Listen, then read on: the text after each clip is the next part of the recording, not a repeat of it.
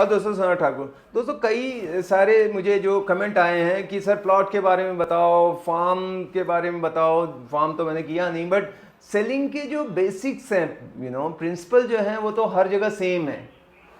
चीज़ें मतलब प्रोडक्ट बदल सकता है, लेकिन जो बेसिक्स हैं वो तो हमेशा वही रहने वाली हैं। तो वो समझ गए। फिर भी अगर प्लॉट में तो आप एमिनिटीज जैसे यहाँ दिखा रहे हो वो नहीं गिना सकते कि काफ़ी चीज़ें, तो क्या क्या हम एक्स्ट्रा बता सकते हैं। प्लॉट जब भी बेचना है आप एक समझो कि 5 साल 3 साल आगे की बात करना है। जमीन तो दिखा रहे हैं, ये तो जगह है, बट आगे क्या हो सकता है, यहाँ पे ऐसी बिल्डिंग आएगी तो ये दिखेगा, तो आप ये बना सकते हो, तो उसको आप ड्रीम सेल करते हो उसको।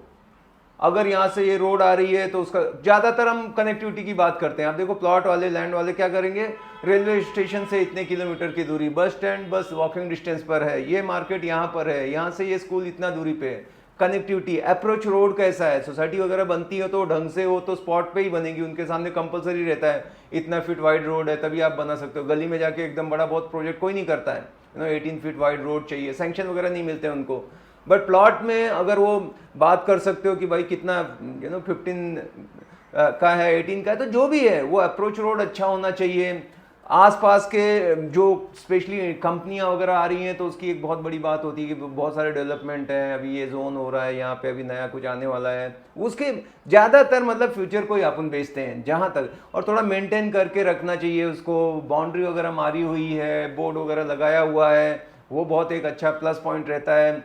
और रेप्टेड है उसी के साथ काम करो। मेरे ख्याल से बहुत सारे फर्जी काम बहुत होते हैं, मेरे को तो लगता है लैंड में 50 60 80 में तो 3 सौदे में से 2 में झोल ही मिलता है, कुछ ना कुछ। अभी मैं एक स्टोरी बताता हूँ जो रियल में है। मतलब एक बंदे था, उसकी 5700 स्क्वायर फीट ज़मीन है, उसने, मेरा पुराना क्लाइंट था, उसने कहा सनत यार देखो ज़मीन निकालनी है अपने को।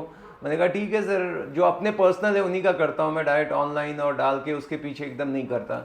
मैंने कहा ठीक है देख लेंगे। डिफेंस ऑफिसर थे और मैंने बताया कि जगह कहाँ है, तो उन्होंने लोकेशन भेज दी, तो वो लोकेट शायद मैं नहीं कर पाया, गलत था। तो फिर मैंने कहा कि एक बार जाके सर कभी टाइम में आ जाओ दिखाओ, क्योंकि मुझे अच्छा लगा वहाँ पे कि हो सकता है ये रेट में। जब हम ज़मीन देखने गए तो भाई हमारे ज़मीन खिसक गई, बोलते हैं ना पैरों तले।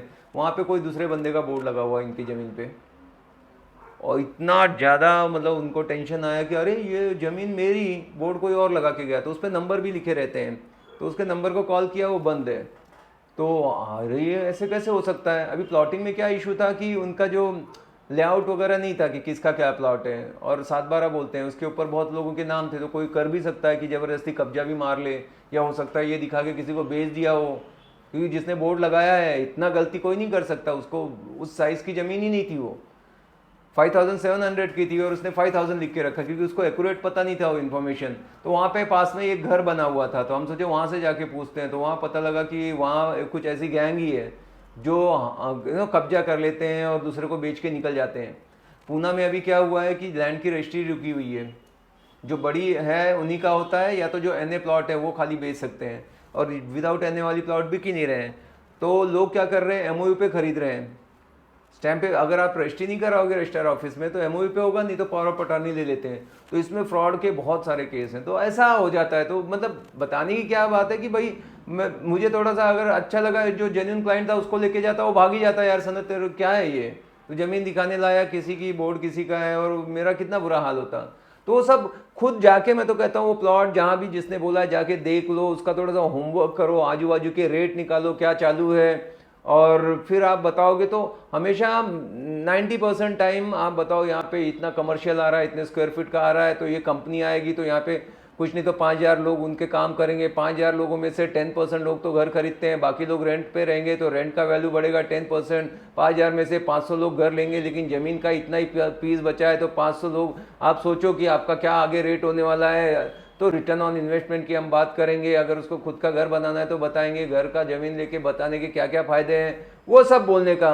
अगर वो एनए नहीं है तो प्रपोज्ड एनए बोल के भी भेज देते हैं, पर फंसाओ मत, अगर किसी का है तो ही बोलो, क्योंकि मैक्सिमम ऐसा लिखा रहता है। प्रपोज मतलब क्या, कुछ भी नहीं है, वो अभी डाल रहा है, क्योंकि एनए करना लैंड को बहुत ज़्यादा खर्चा आता है, तो वो लोग बोल सकते हैं। कभी कभी ऐसा होता है प्लॉट में जो फार्म हाउस वगैरह बनाने के हिसाब से लेते हैं, उनको थोड़ा सा दिखा दो, यहाँ पे हमने संतरे मौसम्बी के पेड़ लगा दिए, यहाँ पे क्या क्या मैं कर रहा हूँ, बाद में जो होगा देखा जाएगा, लेकिन वो तो 2-3 साल लगते हैं करने में।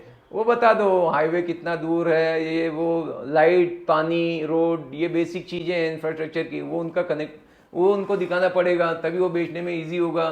टेबल लैंड है, मतलब फ्लैट है तो अच्छा है, ऊबड़ खाबड़ ज़मीन ऊपर नीची है तो वो उसके कम वैल्यू आते हैं। अगर ऊपर खाबड़ है, वहाँ पे झाड़ी और ये है, उस पर जेसीबी लाके उसको क्लियर करा के प्लेन कराओ।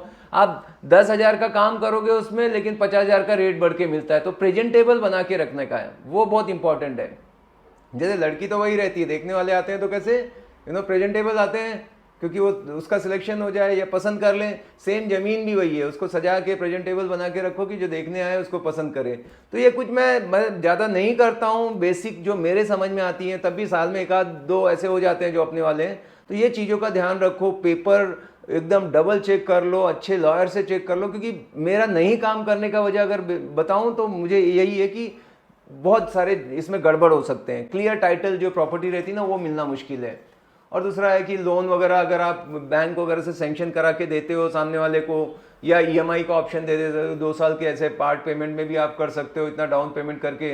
तो बहुत लोग हैं जो बेचारे फ्लैट नहीं खरीद सकते, उनके लिए आसान होता है कि भाई इकट्ठा हम लोग 1 करोड़ नहीं डाल सकते, तो अभी क्या करेंगे, अपन ज़मीन ले लेंगे 2 गुंठा, उसके बाद धीरे धीरे अपने हिसाब से बनाते रहेंगे। तो उनके लिए वो ठीक है कॉन्सेप्ट। तो वो चीज़ें आप उसको बताओगे तो मेरे ख्याल से प्लॉट बेचना कोई ऐसी बिग डील नहीं है, आराम से आप बेच सकते हो। और जो पुराने अपने क्लाइंट वगैरह हैं उनके साथ अच्छे रिलेशन रखो, क्योंकि प्लॉट कोई भी लेता है ना तो उनकी पूरी गैंग लेती है। जैसे हम लोग थे, हमने एक जगह खरीदा तो हमने सबको, अपने भाई बहन, मैं इतना ले रहा हूँ, तू इतना ले रहा है, ऐसे 10-12 लोगों लेते हैं। तो ये बहुत बड़ा काम हो जाता है। तो आप एक को अच्छा सर्विस दो। मैंने हमेशा देखा है, मतलब मेरी सिस्टर वगैरह भी जहाँ भी लेती हैं तो कोई ना कोई जहाँ पे ले रखा है वो वहाँ जाते हैं तो सोचते हैं कि यार वो ले रहे हैं मैं भी ले लूँ। ये बहुत होता है। तो एक को अच्छा करो, 4 और आपको ऐसे बिजनेस देगा। तो जो था मैंने आपको शेयर किया। ये अगर अच्छा लगा तो लाइक करो भाई, और कमेंट जरूर करना अगर कुछ जानना चाहते हो। मिलते हैं अगले वीडियो में। Bye bye, take care, thank you.